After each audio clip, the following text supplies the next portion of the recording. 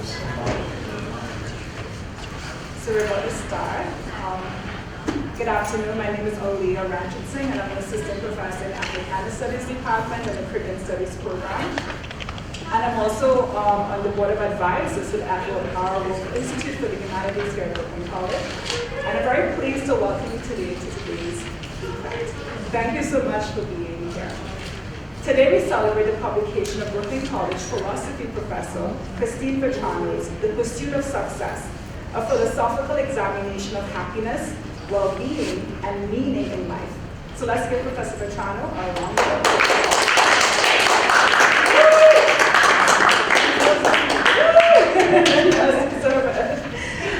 This is the second in a three-part series we are hosting this semester to celebrate recent books by humanities and social science faculty.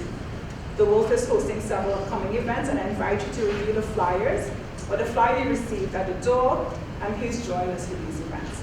Now, 3 quick announcements. If you are a student and you did not sign in on the way in, please sign in on the way out. The event is being recorded, and the recording will be available on the YouTube, the Wolf Institute's YouTube channel.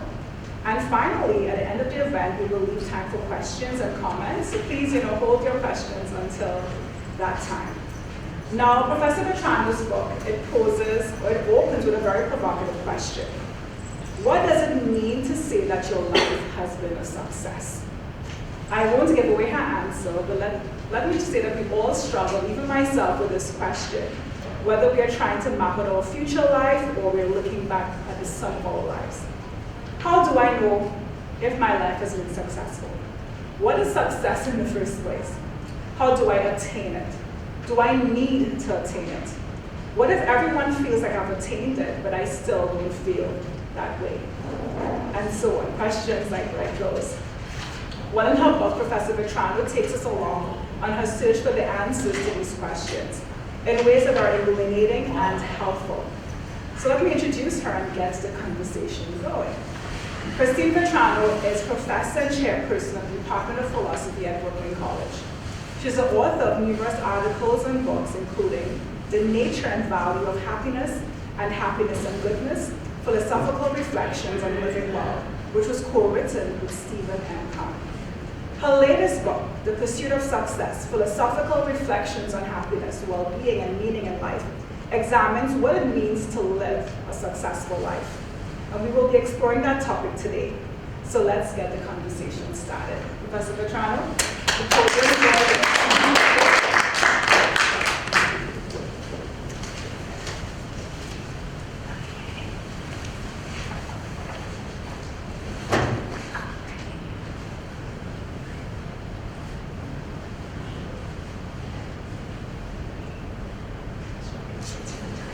So I'd like to start with a big thank you to Gaston, who couldn't be here today because he's ill, and a big thank you to Aaliyah, who at the last minute stepped in to be my moderator. And a big thank you to all of you for coming. This book was very much a labor of love. It brought together a lot of different strands of my research that goes pretty much all the way back to practically graduate school. So I'm really excited to be able to share this with you guys. So let me start with just a little bit of about the book and how I started talking about and thinking about the concept of success. The importance of success occurred to me during the pandemic. That's when I first got this idea. When I was trapped in my house during quarantine, looking for hobbies to pick up. And my sister brought by this vat of sourdough starter and was like, you need to start making bread.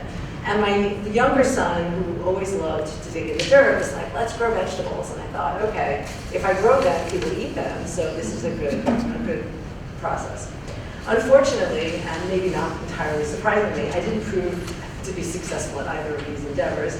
My vegetables were a disaster, and then when I finally got them to grow, the little creatures in the neighborhood decided to eat them all, and my bread was even worse. It was like completely inedible. It was like a hockey puck. So what does one do when faced with such failures? Of course, I turned to the internet, and I started Googling, how to fix your sourdough bread, how to grow vegetables. And lo and behold, I found this treasure trove of information. I found all of these websites and videos and, detailing, these are the things, these are the ways people go wrong. These are the top 10, mistakes people make. Here's what you need to do to achieve success. And then my feed started to include all of these other hobbies that everyone else was doing. And as success popped up, I started seeing like how to have a successful marriage, how to achieve financial success, how to achieve success in your career. One thing popped up again because I have children, how to successfully homeschool your children. And I was just like, oh my God. But it occurred to me that there's all of this advice out there. I thought every aspect of our lives, from our relationships to our careers, there's some expert giving advice about how to achieve success with respect to that area and how to avoid failure. And so this occurred to me, success is very important to people. But I also noticed what was missing from this discussion, and that was a sort of discussion of the bigger picture questions of how to achieve success in your life overall. Surely, I thought, if achieving success in all these little areas is so important to us, isn't it also important that we live successful lives? And what does that even mean? Yet, nobody was really talking about this. So, as a philosopher, I turned to the philosophical literature, and philosophers have written extensively about how to live a good life, how to live a moral life, and just about everyone has written something about happiness. But nobody was really talking about the concept of a successful life. And I thought, this is odd, because living successfully, to me, drives so many of our choices and our concerns, and I think it's lurking behind our anxieties, both in our own lives and even for those of us who are parents and how we sort of advise our children. I think success is actually an ideal we're all chasing, even if we haven't thought about it in those terms before. I mean, think about it for a minute.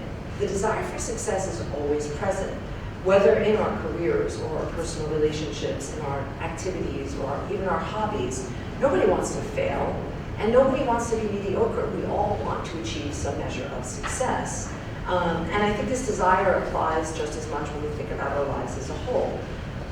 Philosophers like to talk about what they call deathbed questions, which are those kinds of questions you ask at the end of your life, or maybe when you're in a midlife crisis or something like that. You sort of step back and say, what is my life really amounting to? Susan Wolf, a philosopher, often describes these kinds of questions as relating to the meaning or significance of our lives. And she suggests that they arise when we're concerned that our lives are empty or that they lack depth. And I agree with her that I think these kinds of existential concerns do arise when we think our lives are missing something. But what I think we're really concerned about when we ask reflective questions like these is whether our lives have been successful.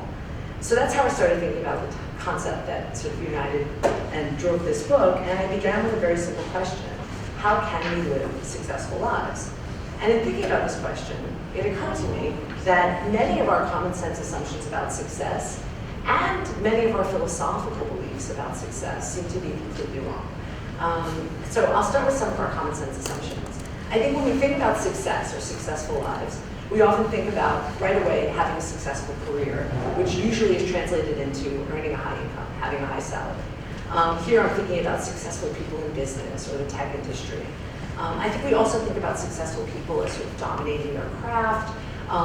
Here I'm thinking about successful sports figures or successful people in the entertainment industry. But what all of these sort of examples have in common is that I think we tend to use people's outward achievements as a measure of the success of their lives. Now, turning to the philosophical side, philosophers do tend to be a little less materialistic. They're less impressed by wealth and fame. But they too, I think, are guilty of associating success with various external measures. For example, philosophers might measure your success by the quality of your education, this esteem you have amongst your peers. They might look at what journals you've published in or what books you've written. The philosophical literature is dominated by views that emphasize, like Susan Wolf, the importance of engaging in meaningful activities that are objectively worthy or that are worthwhile. But I think this leads to an equally problematic view of a successful life. So, you're wondering, what's the problem? Well, I think the core idea shared by both our philosophical and common sense assumptions about success is that we can achieve it by achieving success in the various external pursuits that we think are important.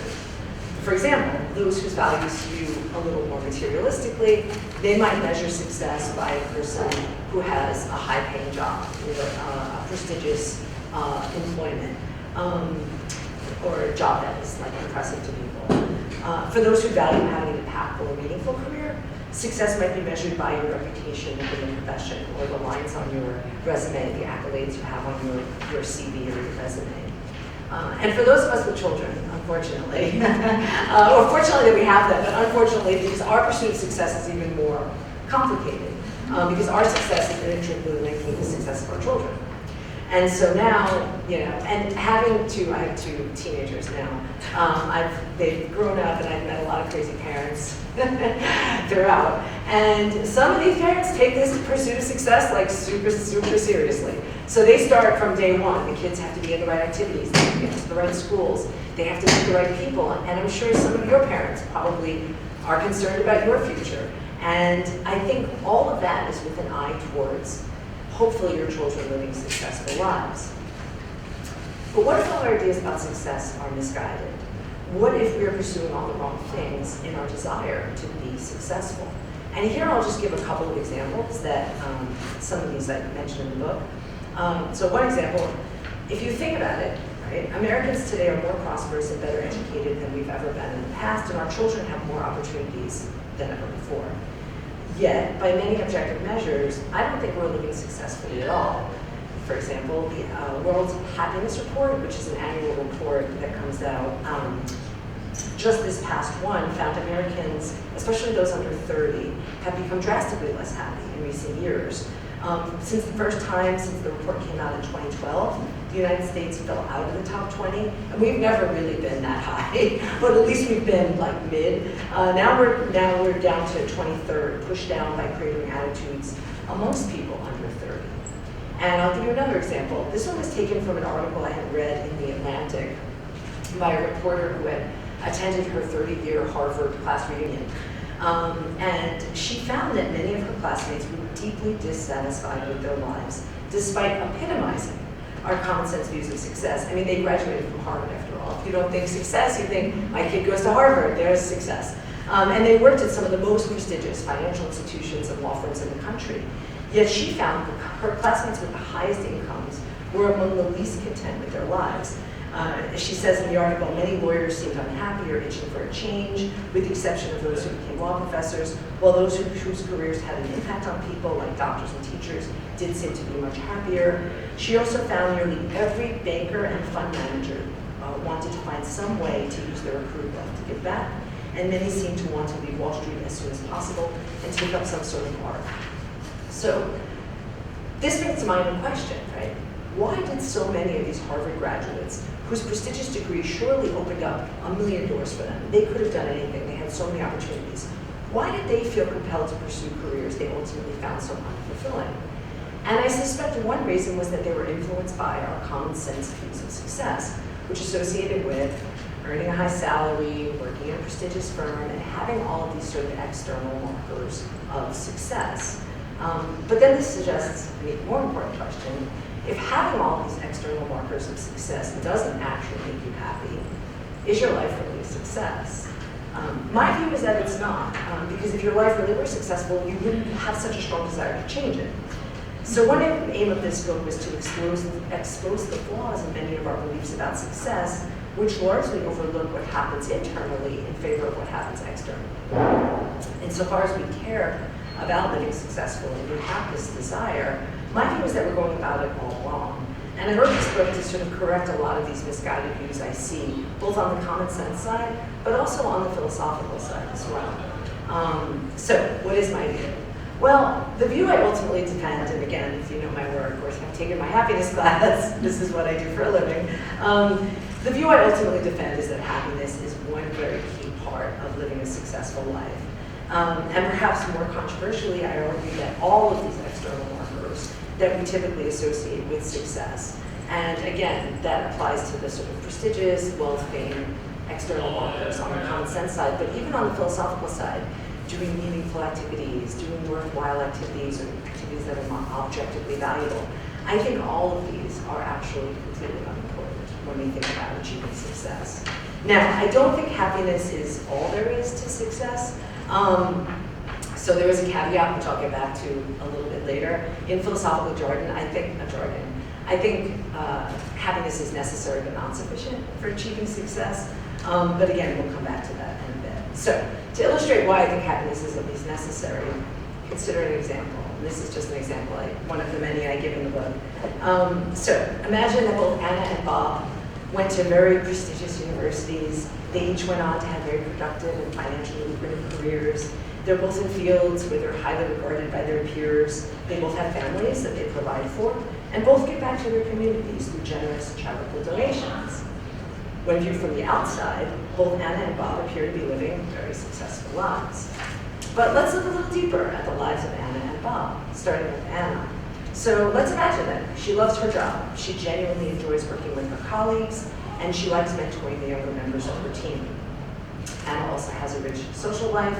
She's very close with her family, and she works hard to maintain her relationships with the people that she cares about. Anna is also very proud of the contributions she makes to an array of charities, all of which relate to causes that she cares deeply about. Overall, Anna considers herself to be a very happy person. Now let's turn to Bob. Bob, unfortunately, has a very different attitude towards his life. Although he has attained considerable success in his career, Bob finds his job to be tedious, and the only reason why he continues to work there is because he makes a lot of money. Bob also doesn't enjoy working with his colleagues. He regards most of them as unintelligent and frankly inferior. Bob's feelings about his personal life are not much better. Maybe he married the wrong person, or maybe they just grew apart over time. But Bob is not emotionally connected with his wife at all, and although they remain married, they live entirely separate lives. Bob also feels alienated from his teenage children, whom he regards as spoiled brats who don't really appreciate all that he does for them. Even Bob's charitable donations are mainly done for the tax benefits, and he doesn't really have any connection to any of the causes that he supports. Bob's life looks great on paper, but Bob is just not a happy person. So now, my question for you, if you were to compare the lives of Anna and Bob, how would you rate them? And I'll remind you that our focus here is not on how to achieve success in a specific area of life, but how to achieve success in life overall. My view is that Anna's life is obviously better, it's a better life to live, and it's also more successful. And I would argue that Bob's own dissatisfaction with his life is a sign that his life hasn't been a success. He may have made a lot of money and progressed far in his career, but none of that can outweigh the fact that he is a miserable person. So I think this case highlights a common mistake we tend to make. We conflate success in a specific area of life with success in, such as one's career, with success in life overall. I think we overlook the possibility that a person can be dissatisfied with even the most impressive careers, even the most impressive accomplishments. And we assume that someone like Bob would necessarily be happy because they have all of the external markers we typically associate with success.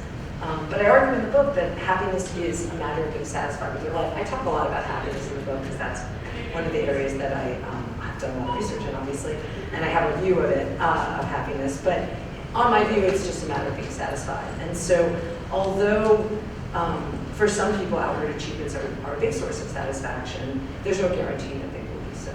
And so it's possible that one can fail to be happy with a lot of the external markers that clearly Bob's life has. So what does this tell us about our pursuit of success? Well, the upshot is that living successfully is not compatible with having a deep dissatisfaction with your life. And I think this has several practical implications. First of all, we're better off pursuing careers that we actually enjoy instead of careers that will be the most financially lucrative or will win us the most esteem from others. We're probably all familiar with the truism, money can't buy you happiness, but what is often overlooked is that money can't buy you success either. Given the amount of time the average adult spends at their career, I think if you want to live successfully, try to find a career that genuinely makes you happy or that you actually enjoy. And I think there are some lessons here for how we as parents should also advise our children. First of all, I think we should back off and give them the freedom and space to figure out what it is that they actually enjoy, rather than pushing them to excel in activities that will look good on their resumes. Our children's success in life will depend on their ability to discover what will bring them satisfaction. But this may not fit the mold that we as parents have for them. And rather than forcing them along the path that we think will lead them to success, I think that we should give them the freedom to figure out what it is that they actually care about. Because that is the key to living successfully, finding something to care about, something that excites you, something that inspires your passion, something that makes you happy. And if you can find that, then I think you're well on your way to living successfully. Now, back to my caveat. There is one problem. If you think that happiness is necessary for achieving success in life, which I do, The reason why I don't think it's sufficient is because of what I call the immorality problem. So, on my view, happiness is a matter of being satisfied, but there's no guarantee that one will do moral activities in order to achieve that satisfaction. In fact, it's quite possible, in my view, that one could do quite awful things and still be satisfied. Because satisfaction is a matter of your own values, and whatever your values are going to determine what ultimately makes you satisfied with your life.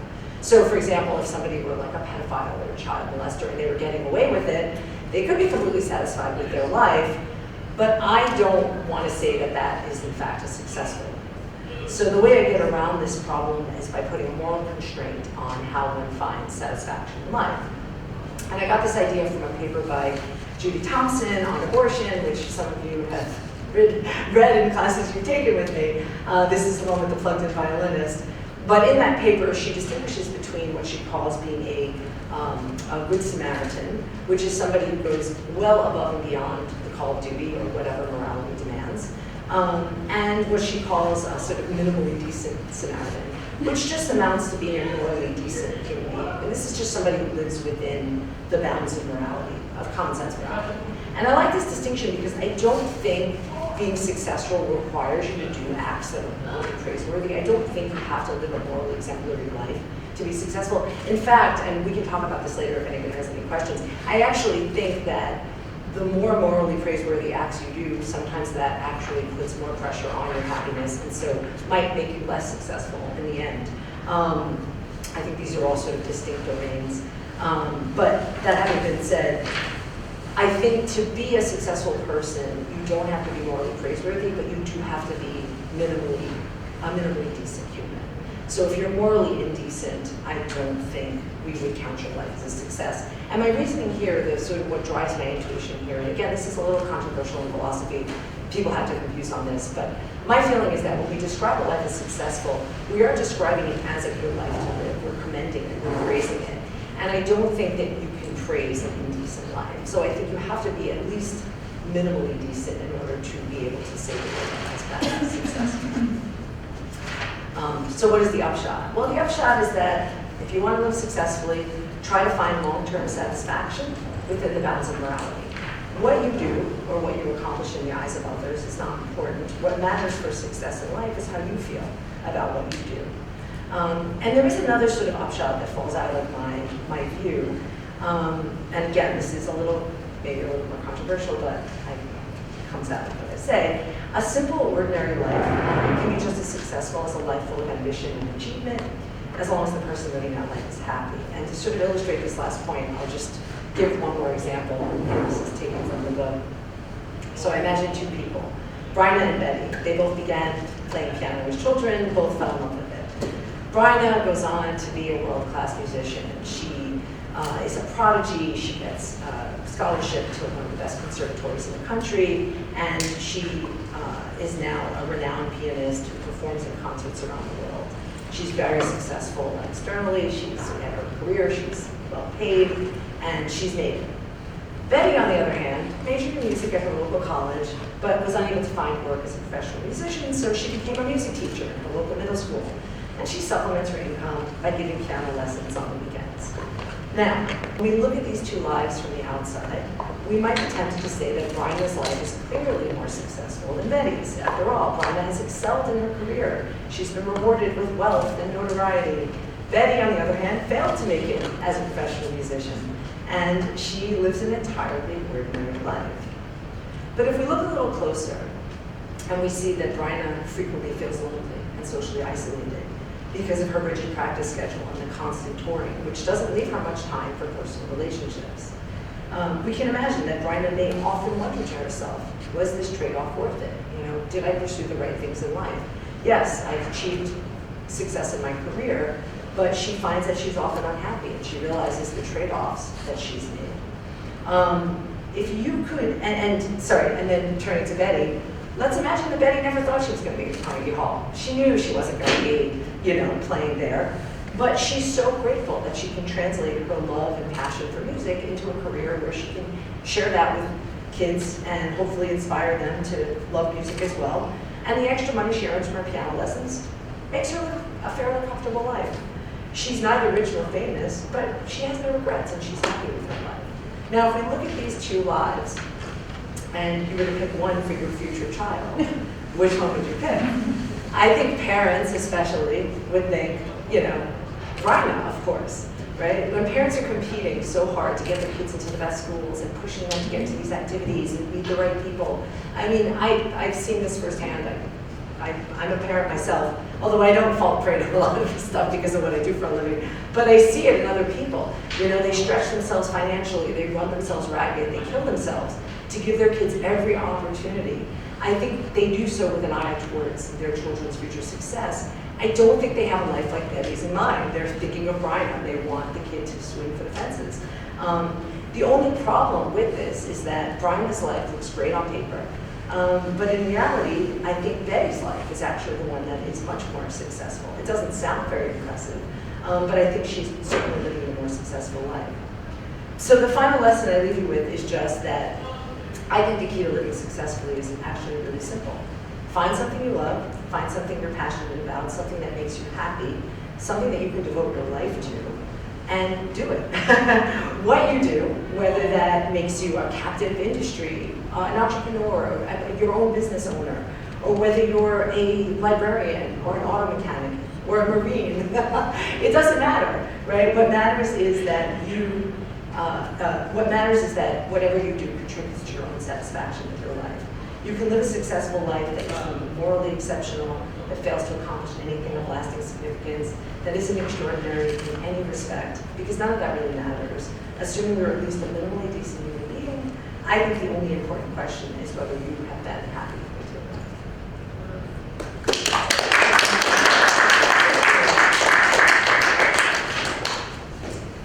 Thank you so much. That was wonderful. Thank you. Thank you so much. So we do have some time for questions. So I do open the floor for questions.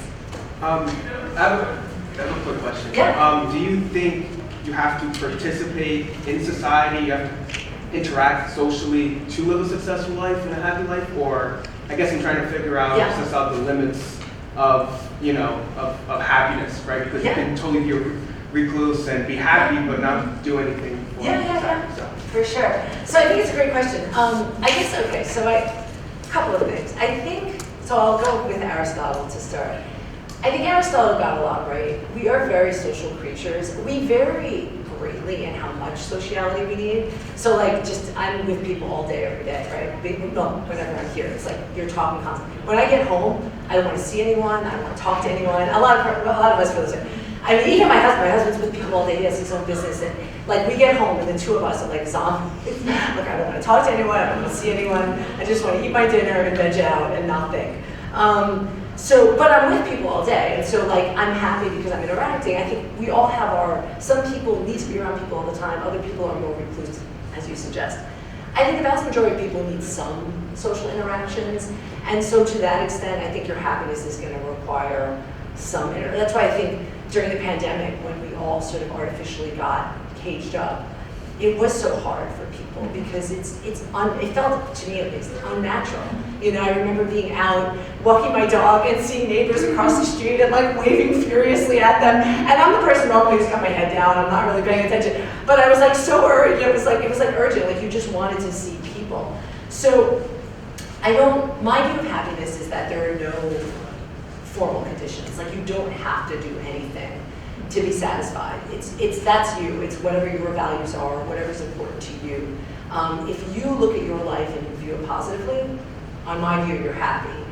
That's all it takes. It's just a positive impression.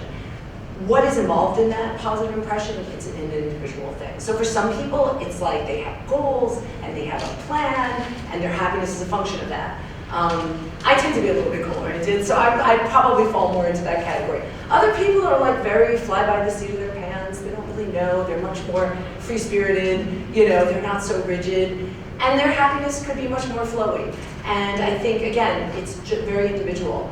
But I do think as social creatures, I think Aristotle got something right there, and that's why I think we do need other people in some capacity. I think you want to engage with others, but what that requires, I think, depends. Thank you. Yeah. Oh, I'm sorry, Lily. Is success an internal thing? It comes from within, so you need external stuff for it? For me, it is entirely, so this is a little bit controversial, and yes, for me it is entirely internal. I think, again, for most people, because we are social creatures and we have goals and plans and projects, there is going to be an external element to it too. Sort of like when Aristotle talks about virtues, right? Virtues are important. Why is it important that I be a kind or patient or, honest person? Part of it is because it's good, for me to be that way to other people, like in a moral sense. But part of it is also like when I see myself as a patient, kind, honest person, it boosts my self-esteem, it boosts my self-confidence, it makes me feel better about myself. So I think success it works kind of the same way, that I do think that it's completely internal. I think it's important for you to be happy with your life, but I think that often comes from the things that you do externally, whether they be your relationships or your career or, all of the things that you think are important. Other questions? I mean, keep on that. And it seems like on your view, there's no way to be wrong, in a way. Yeah. Like if I come to my therapist, they can't say, well, they can't point out all the things. I'm feeling deeply dissatisfied with my life. And then, the therapist says, well, lay it out for me. And they can't talk you into seeing that actually you should be satisfied with what you've got, kind of thing. Okay. Right? So it just seems like your view is so internalized that Yes. it only judges, am I feeling satisfied with that? And it seems like there's no way for someone to point out that I'm wrong, that I should have an attitude adjustment. Okay. And then Good. this kind of picks up with because there's some ways in which your view aligns a lot with like more ancient views like Epicurus and Epictetus, like the Stoics, like where they're like, stop trying to like make your mark on the world. The world's going to do its thing.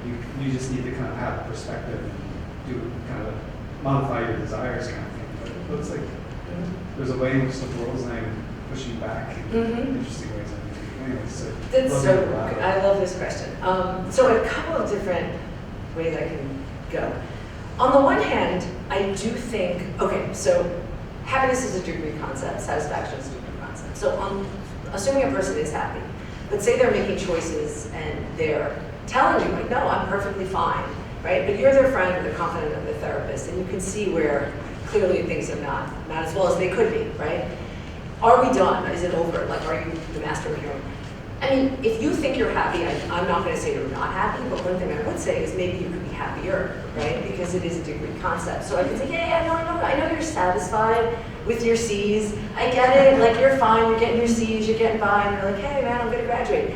But, like, maybe I could show you, right, your potential and say, look, you could be getting A's. Like, you could do so much more, right? Now, then the ball's in their court. And what having this conversation may make them do is suddenly become dissatisfied. And I talk about like the value of unhappiness in the book too, and I think that's actually a very good thing. Like sometimes you want to shake people a little bit and say, look, I know you're satisfied, but you shouldn't be, right? And or maybe in my view, you could do so much more. You could be, you could be accomplishing more. It's still up to them to say, no, that's not important. I don't like telling people, you shouldn't be happy. Like I kind of, because I feel like it just licenses a lot of like, well, you're a teacher, you could be, blah, blah, blah. And it's like, no, I like being a teacher. Like, it's fine. I don't, don't tell me what I need to be happy. But I do think if you're concerned about somebody and you think that they could do more or be better and they could be happier, there is a conversation to be had there. On the other side, though, it's interesting, the negative side, where you have somebody who's feeling negatively about their life and you think, that's where I think all of the Stoic stuff does come in and can be helpful to an extent. I live with a Stoic, so my husband is like, my husband and my father both, ironically enough. So I've been around Stoics my entire life, and I'm like a completely failed Stoic. I'm terrible. I'm much more of a hedonist than a Stoic. Because it's hard. It's hard to be a good Stoic. But my husband will be the first one when I come home like in a foul mood about something, and he'll be like, or I'm upset, I'm all bent out of shape. And he'll say to me, like, why are you so upset about this? And when you verbalize it, like, well, that person was rude to me, or they did this to me. And then he'll right away, like, well, did you ever think that maybe they were just having a bad day? Maybe it had nothing to do with you. And it's like, it suddenly like zooms you out and it's like, oh, all right. Like, why do you think you're the center of the universe? Like, well, because I am the center of my universe, right? But on the other hand, it's like, you know, my hearing those words, it does, you know, sometimes my husband will say something like, you know, look, it's not that bad, you know, you don't have cancer, the kids are fine, the big things in our lives are, you know, even if we're having a fight about something, and I tend to micro and he tends to macro, and I'm like, oh, and he's like, Chris, we've been together 20 years, take a step back, relax, and I'm like, all right, you're right, this isn't that big a deal. So I do think you can help people, whether it works completely or not, it depends on the person, and I know some people are just not determined to be unhappy, and then there's nothing you can do with that. I mean, I think that there are, and I know people like this, there are people who are just determined to be unhappy, and that's that. Yes, thanks. I really appreciated the talk. Thanks. I feel like the examples you gave and the audience here, we all have a lot of agency. You know, I mean, students of Brooklyn College will change their major. I mean, for not a harsh example, but I know, like, for example, in Germany, when you hit college, you've chosen your major and there's no moving around.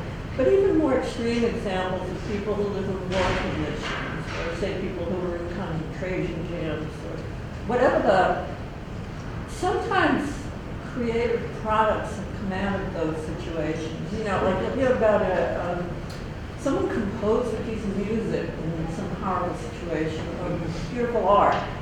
And you feel like these are people who have so little agency to give out, because what I feel like is an important piece of happiness in the sense that I can be creative, something can come out of me that's original, and that will sit in the world as totally, you know, as unique, and therefore that's special.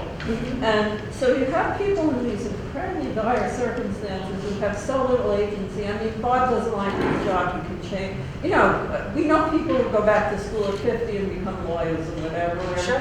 And it's tough, it's a challenge, and maybe they wind up in the next job seeing, oh, I'm the same person, you know, I'm unhappy. But what about people who have so little agency to push against a situation that is designed for, at the best, unhappiness? You know, it's probably designed to destroy them.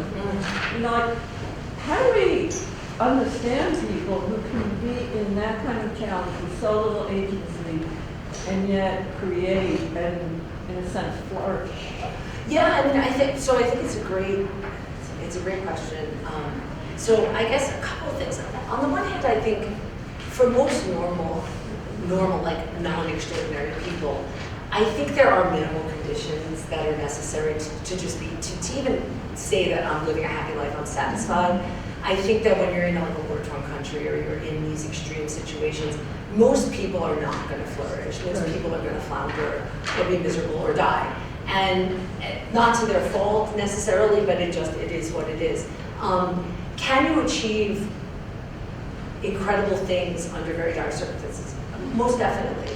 Works of art, or I do suggest, but even like if you've read Viktor Frankl, right, talking about just moral kindness in a concentration camp, right? And for him, right, he kind of describes it as like they found meaning in life. Like, what was their meaning? It was pushing back against, because when you're in a concentration camp and like you're literally just trying to survive, nobody expects you to be a morally even decent person, because that goes out the survival mode. And the fact that people could share their last piece of bread or give to others or be kind, that was like the one active agent. So I think, just as my personal view, agency is crucial to being happy. And sometimes agency is pushing back, like just in the most, you know, extreme way you can when you have no other options. It might be inflicting more pain. So I'm also thinking of, there was a piece by, oh God, I can't think of his name, but he was a POW. I do it when I do Epictetus. He was like he studied Stoicism a little bit. He ran for president too, or vice president or something back in the 70s. I don't even know. But in any event, he talks about being a prisoner of war in Vietnam and about how they would torture them. And the first rule he gave his men when he got shot down, he was like the highest commander, so he kind of took over. you know, the guys were all crying. They were like, we're traitors, you can't trust us, like we're, and he's like, no, don't worry. You don't know anything. The government's not stupid. They're not gonna give you secrets. You're just low-level people. He's like, yeah, they tortured you and you cried and you caved. No big deal. I'm gonna tell you what we're gonna do going forward. When they torture you and they try to break you, if they tell you, we'll stop if you, don't do it. Just make them torture you more, because they don't like torture you. It makes them uncomfortable, right? And it gave them agency in the face of, here, what can I do? So it's like, you want to torture me? Great, torture me even more. And by asking for more of something that is, by definition, not painful, right? It gave them agency and it enabled them to have a kind of self-respect and, you know, satisfaction, if you will. Were they happy? No, but I do think you get satisfaction from exerting your agency even in the most dire situations. So I would definitely agree with you on that. But I do think for most people, to be happy, to flourish, you do need certain minimal conditions. And I don't know that, you know, most people could rise to the, you know, the heights sketch. Was it John McCain? I'm sorry? John McCain? No, it was, what's his name? I'm sorry. POW. It's if you Google like the Stoic Warriors Triad, he's, Okay. he wrote, it's like free. He wrote a book on, and if you do Stoic Warriors Triad, it comes right up. Stoicism and POW, it comes right up. Yeah. So I'm curious, if you, That's it, thank you. I know one of my students would do it. James, Yeah, Stockdale. so I'm curious if you think that the pursuit of external success is like inherently detrimental to the pursuit of internal success. Like obviously my intuition is to say no, you can do both at the same time.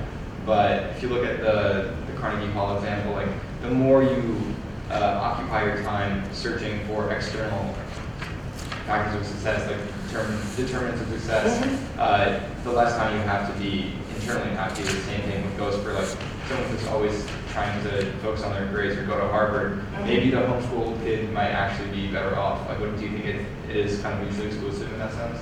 So I think they're both compatible. I think it depends on how you're wired and what kind of person you are. I think that this is where, again, going to college and thinking about and taking philosophy classes and other classes in other departments where you learn about the lives of people and you think about, you know, what kind of life do I want to live? You know, what works for me? And some of it is like just trial and error. I think you have to try different things and do different things to get a sense of, you know, what will work for you. I will tell you, I think some people are very driven. The way that me thinking about myself as a kind person makes me feel better about myself, you know, I do think for many people, you know, getting the kind of accolades from the outside does boost them up. And for some people, it's money also. I could use my husband as an example. You know, he worked for so many years sort of in obscurity.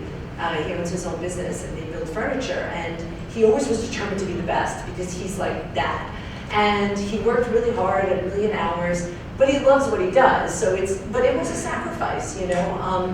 When the money started to finally come in after years and years, it's like the cherry on the sundae. It's like, you're not going to turn it down. It wasn't what motivated you necessarily, but it is gratifying that people appreciate what you do.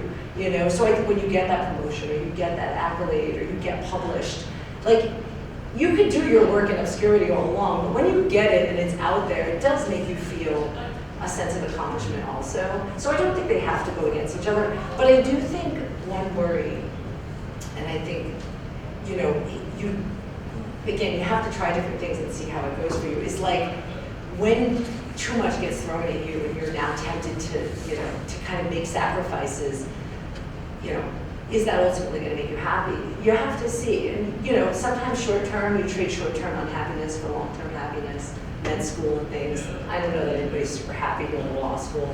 You do it because it gets you to the next step and hopefully then you are happy. But it depends, you know, I think it depends. Yeah. Hi. Sorry, was someone? You can go first. Go ahead. We'll go back. Yeah. I have something to add on to that. I think we make the mistake of conflating financial success. Sorry, not conflating. We make the mistake of thinking financial success is the only external measure of success, but I don't think it is. I think another easily quantifiable thing is how many people do your choices impact? Because that's actually literally quantifiable.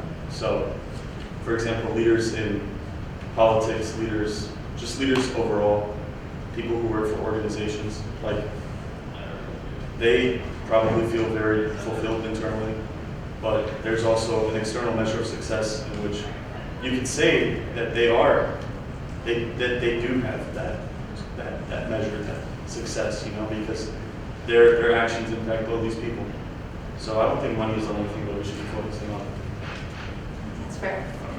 Thank you so much. Okay, so I have Yeah. a question about the moral aspect Yeah. of this, and the example I'm going to use is pretty extreme. But let's say you have a guy, pretty extreme guy, pretty radical, nationalist guy, and he's really content with the crimes he's committed. He's very happy. He's very like he believes he's successful, and he has a group of people. A lot of people, let's say half the country of whatever country he's in. And they also believe he's extremely moral. They believe he's extremely moral and extremely successful. And so you have the individual and you have half of the country who believes he's moral and extremely successful and happy and content. Does that fit with your definition of success? So it's tricky. I mean, I think yes. I think if the person is actually satisfied with their life, and I don't even think they need half the country to agree with them. I think if they're fine. The moral part is a little trickier because if half the country thinks you're a monster and half the country thinks you're like a saint, where do you actually fall? I don't know. And I don't know that, like, to me, a reasonable, like the sort of standard of moral decency, a reasonable person would have to say that you're not doing indecent things, or on balance, you know, and that's hard to flesh out because a lot of us have somewhat different standards of morality, and if you're going to go the subjective route, and I'm not exactly a moral realist, but I think we can come up with a reasonable assumption about what it takes to be a decent person that our common sense intuitions will agree on. If this person falls really far below that, then I think that would count against. Like, I think we would say that, like, and I actually think, though, even if we don't agree, I do think, I think this is a good question because it's one of the things that I was thinking about. When we make judgments on people's lives, we do tend to use our own, like, values to some extent. So, like, if I don't approve of what you're doing morally, like, I think you're not, and you know, objectively, maybe it's kind of neutral, but I don't approve of it. I'm not going to say that you're successful. I'm not going to say that you're living a good life. I'm not going to say what you do is meaningful. Like, all of these value concepts typically line up with your own values. I don't, and I think that we do make judgments. So, like, I think of, like, a very religious person who looks at the atheist and is like, you think you're living a good life, but you're not. And I think of the atheist looking at the religious person, you know, you think you're living a good life, you're not. And I think we have these kinds of, you know, like talking past each other feeling, because we do kind of use our own values to inform a lot of the kinds of judgments we make about other people. But I wanted to appeal to some kind of, like, neutral standard to try to, like, harness this idea that it's not completely subjective. Like, there has to be a kind of, like, minimum that you can't fall below. Other questions? Would you call someone who treats their job as a means to an end, but they're otherwise happy with their life? They don't really find satisfaction in their job, but otherwise they're happy with the other pursuits in their life, maybe their family or their hobbies.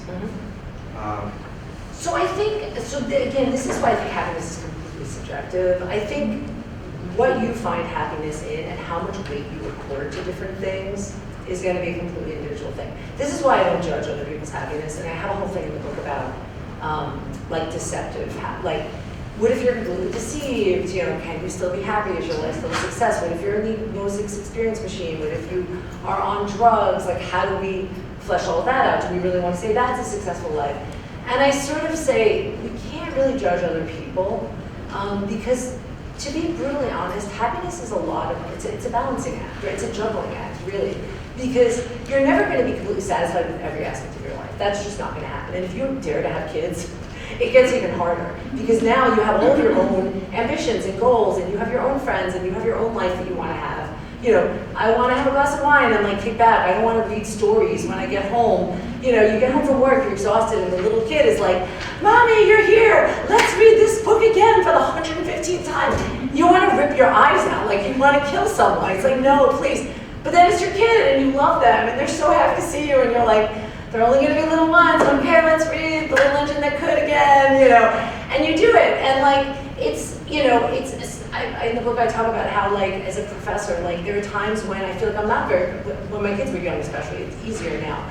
But when they were little, oh my God, you have nights where you're showing up to lecture and you're on like 0 hours sleep, and you know, your kid is sick and you're worried about that and you're distracted, or when you're not meeting your deadlines because you've got stuff at home. Or alternatively, when you park your kid in front of the screen and you're on a Zoom call and you're trying to like grade papers, and you know, are you satisfied with all of it? No, but it's a balancing act. So you sacrifice from one or you sacrifice from the other, and you're constantly trying to juggle. And so I think as long as you can be satisfied with your juggling act, that's the best you can do. And the more people you love and the more people you care about, the harder it is. Because now all of their happinesses affects your happiness as well. So, but that's a good thing. I mean, I think that the more people there are to love, the better, you know, life can be for some people. So I'm not saying it's not a good idea, but it's just, it's a balancing act. And so I think, you know, you have to try to find some satisfaction in whatever way you can. And that may be the best we can do. We have time for, so I see we have 2 questions. So we'll have them one after the next. Yeah, just a question about the photo on the cover. Yeah. What does it symbolize? So this is my dad. My dad was like, I was like, you know, my parents don't do philosophy at all. They haven't read my book or my work at all. Ironically enough. But I was like, Dad, I need, they want me to come up with this book. What the hell am I going to pick? And my dad's like, a yellow brick road. He's like, what do you try to follow in life? The yellow brick road. And I'm like, oh my gosh, you're right. And I think that there is some truth to the idea that, like, I think we're trying to find our way, and it's not easy. You know, you're kind of, you know, there are a lot of, I think, false, you know, messages being put out there by all of these different sources, and I think it's hard to find your way, but we're all trying to find it, and that's where it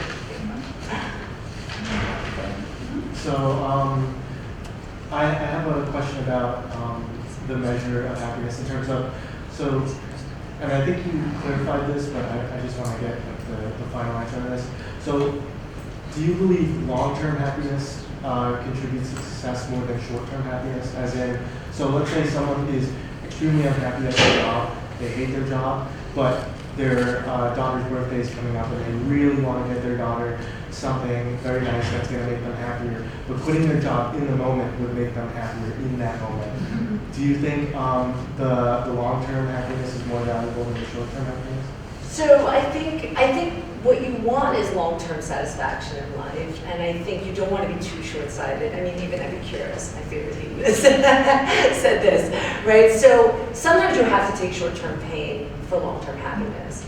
How much and how long and how miserable you have to be in order to get to wherever it is you want to go, that's another story. And sometimes maybe you suffer and then it's not worth it.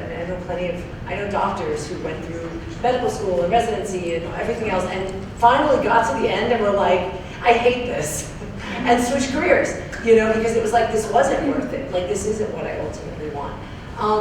So I think you kind of have to figure that out, how much pain you're willing to endure for what potential goal you're going to get. But I think the long-term picture is what you hopefully are after. Yeah. You're happy.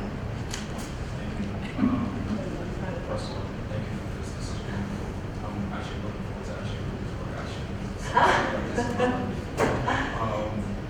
How do you deal with, like, let's say as a college student, as a young person, how do you deal with, you know, trying to live, you know, your own life, trying to find success in your own life, but, you know, you also deal with, like, family members and your parents that have other expectations for you, but you're trying to live your own life outside of your parents' expectations, but sometimes it's like they don't understand it, they will not let you. It's like you gotta live your life for them, but you can't do that. So how do you deal with that, and how does, like, a young person like myself?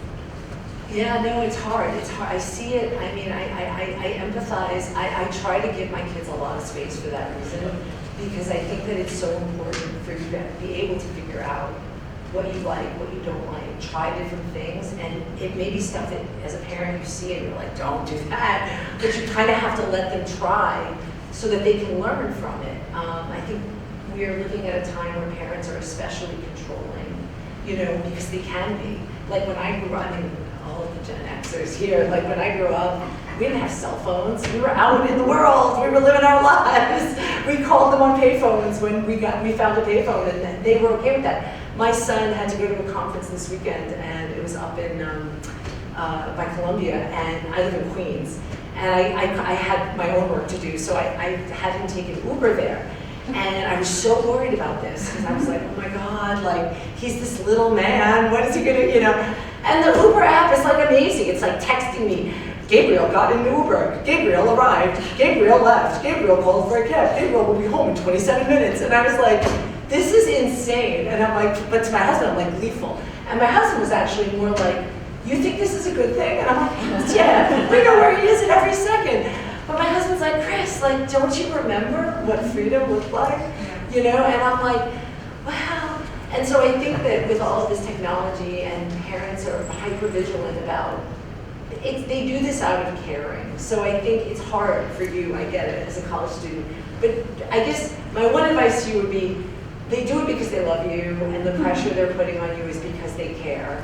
But on the other hand, you do have to find your own way.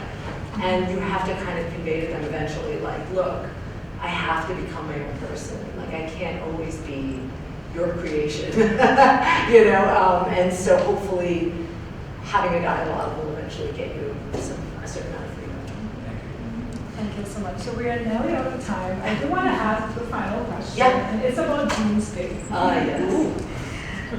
So later in your book, you consider doomsday, and you write that the idea that news of an impending doomsday would be catastrophic, that it would destroy our motivation to do just about everything, including, of course, looking for success or success through happiness.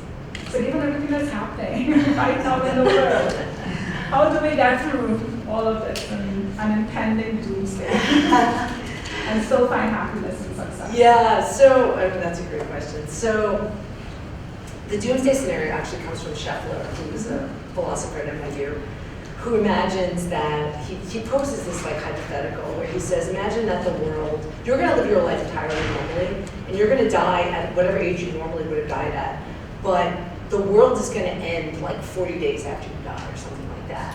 And so he says, like, so humanity is gonna get destroyed, like completely, an asteroid is gonna come and it's gonna wipe everything out. And so they call this the doomsday scenario.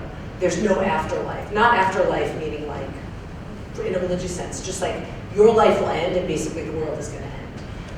What does that do to you? What does that do to your projects? What does that do to your, you know, your hopes, your dreams, everything?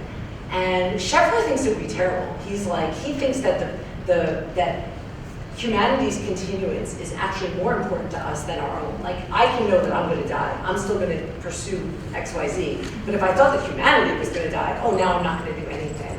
And I don't share that intuition at all. Probably not surprising because my view is so internal.